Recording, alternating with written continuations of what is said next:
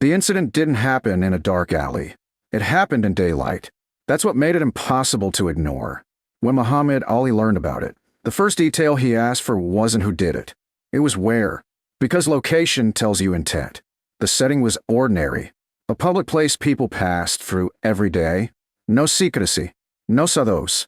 Just enough witnesses to make the act unmistakable. Someone had spoken out of line to a member of Ali's family. Not loudly. Not dramatically. But deliberately.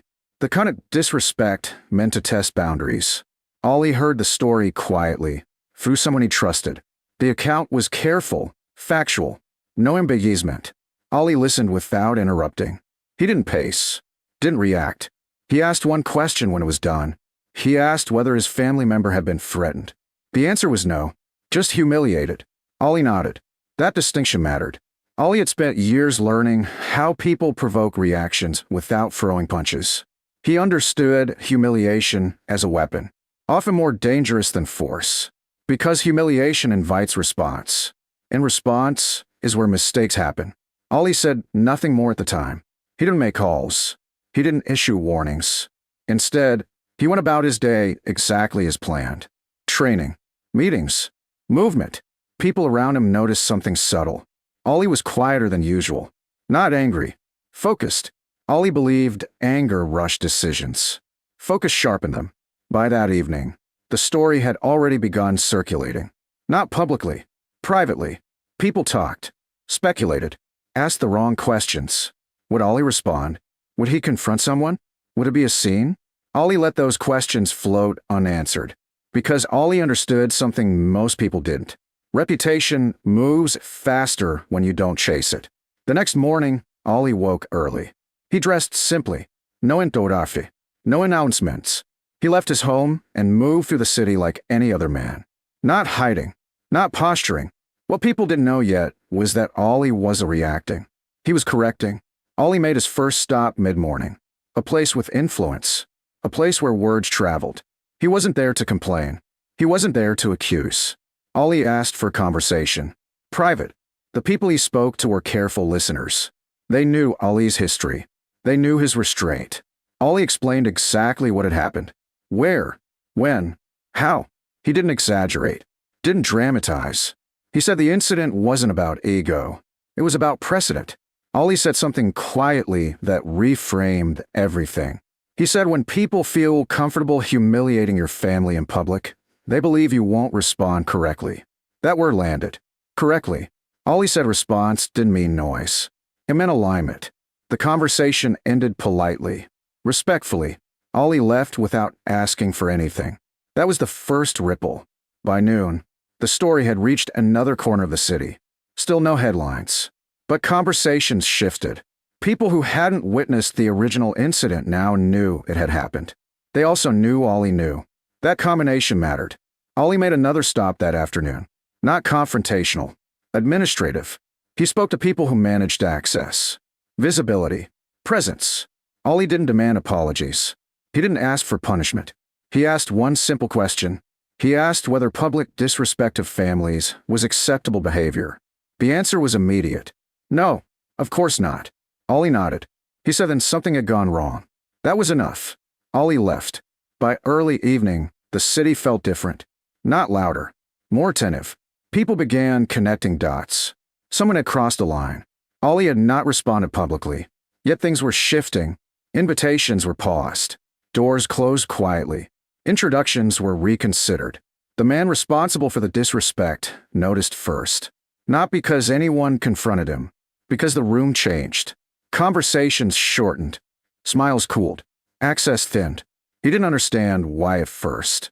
He told himself Ali was too busy, too public, too removed to care. That belief lasted exactly one day, because by nightfall, the story had reached a point of no return. People weren't asking if Ali would respond anymore. They were asking how he already had. Ali returned home that night calm. Not satisfied. Finished. He checked on his family. Spoke gently. Listened. Ali said something to them that mattered. He said dignity doesn't need defending loudly. It needs protecting consistently. The next morning, the city woke up talking. Not about a confrontation. Not about a threat. About a shift. The man who had disrespected Ali's family was suddenly absent from places he'd once been welcome. Not banned, ignored, meetings canceled, calls unreturned, invitations lost. People noticed, and when people notice patterns, stories form. By midday, everyone understood the message. You don't touch Muhammad Ali's family, not because he'll react violently, but because he'll remove you from relevance. Ali didn't issue a statement. He didn't clarify. He didn't explain. He let the city do that for him. And as the hours passed, it became clear. What had started as a quiet act of disrespect had triggered a citywide correction. One that didn't require force. One that didn't require spectacle. One that would be remembered far longer than the original insult. Because the most dangerous response isn't anger. It's consequence. The man realized something was wrong before anyone explained it to him. That's how these things always begin. Not with confrontation. Not with shouting. Not with warnings. With absence. The first call that didn't get returned felt like coincidence.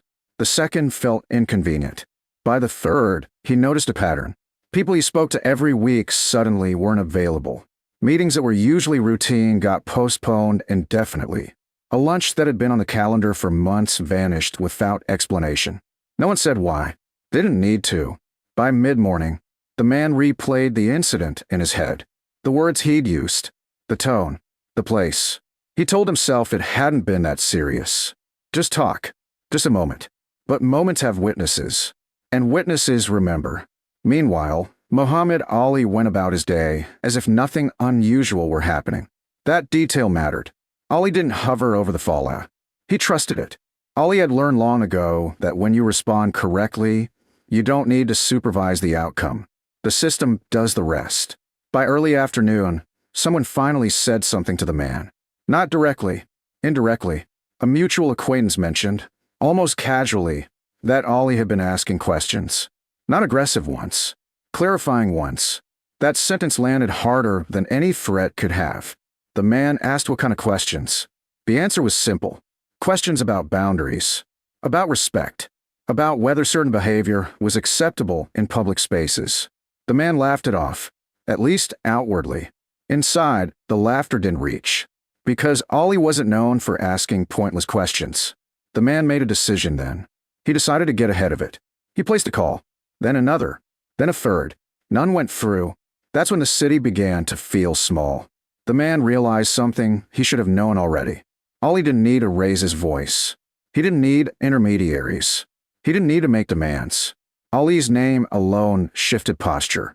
People who had once moved comfortably now adjusted how they stood. People who had once laughed freely now chose words more carefully. By late afternoon, the man understood what was happening. He hadn't been punished. He'd been removed. Removed from conversations that mattered. Removed from rooms where decisions happened. Removed from relevance. That removal wasn't dramatic. That's what made it terrifying. Ali, on the other hand, never spoke the man's name. Not once. When someone asked Ali privately whether he planned to address the situation publicly, Ali answered calmly. He said public attention wasn't the issue. Behavior was. He said once behavior is corrected, attention becomes unnecessary. That answer circulated quietly, and when it did, people nodded, because it aligned with what they were already seeing. The city didn't shock itself with violence.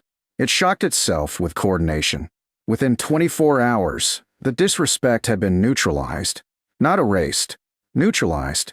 The man tried one last thing. He asked someone close to Ali for a meeting. An explanation. A chance to smooth things over. The response came back politely. Firmly. Ali didn't need a meeting. The matter had already been handled. That sentence ended the effort. The man finally understood. This wasn't about apology. This was about precedent. Ali had drawn a line without drawing attention. He had protected his family without exposing them further. He had corrected the situation without escalating it. That combination was devastating. The city talked. Not in tabloids. In offices. In private clubs. In quiet conversations that carried weight. People said the same thing in different ways. They said Ali didn't respond like a fighter. He responded like a leader. Ali checked in on his family again that evening. Not to reassure them. To listen. He asked how they felt. They said fine. Relieved. Ali nodded. He said that was the point. Ali never explained his approach to them in detail. He didn't need to. They trusted him. Later, someone asked Ali why he hadn't confronted the man directly, why he hadn't demanded an apology. Ali answered carefully. He said apologies are performances when they're forced. He said correction is more honest. That philosophy stayed with the people who heard it. The man, meanwhile, adapted. He had no choice. He adjusted how he spoke, how he moved, how he treated people, not out of kindness, out of awareness. He never repeated the behavior, not with Ali's family, not with anyone else's. The city didn't forget the incident, but it reframed it. It wasn't remembered as a scandal. It was remembered as a lesson. People talked about how fast things changed, how quietly, how decisively. They talked about how Ali never raised his voice, never threatened, never embarrassed anyone publicly. They talked about how respect, once violated, doesn't always come back the same way. Ali continued on, training, speaking, living. He never used the incident as an example, never referenced it in speeches, because Ali understood something essential. If you explain power too much, you cheapen it. The city understood on its own. By the end of the week, the story had settled. Not disappeared. Settled. The man returned to his routines. But the rooms weren't the same. He was present, but not central. Ali, by contrast, hadn't changed his behavior at all. And that was the clearest message of all. Ali hadn't reacted emotionally. He hadn't acted impulsively. He hadn't sought revenge. He had simply made sure the city aligned itself with a basic principle. You don't humiliate someone's family. And you especially don't do it to Muhammad Ali's. Because Ali didn't protect his family with noise. He protected them with structure. Structure lasts longer. When people later asked why the city had reacted the way it did, there was no single answer. Some said it was respect. Some said it was fear. Some said it was history. The truth was simpler. Ali had always been consistent. Consistent in how he treated people. Consistent in how he responded to disrespect. Consistent in how he separated ego from principle. That consistency created trust. Trust created alignment. Alignment created consequence. And that's why the city talked. Not because of what Ali did loudly, but because of what he did quietly. Someone disrespected Muhammad Ali's family. They expected outrage. They expected confrontation. They expected noise. What they got instead was a lesson in restraint. 24 hours later, the city was talking. Not about a fight. Not about a threat. About how quickly respect reorganizes itself when a man like Ali decides it should. Muhammad Ali didn't need a swing. Didn't need to shout. Didn't need to explain. He let the city remember who he was. And once it did, everything else fell back into place.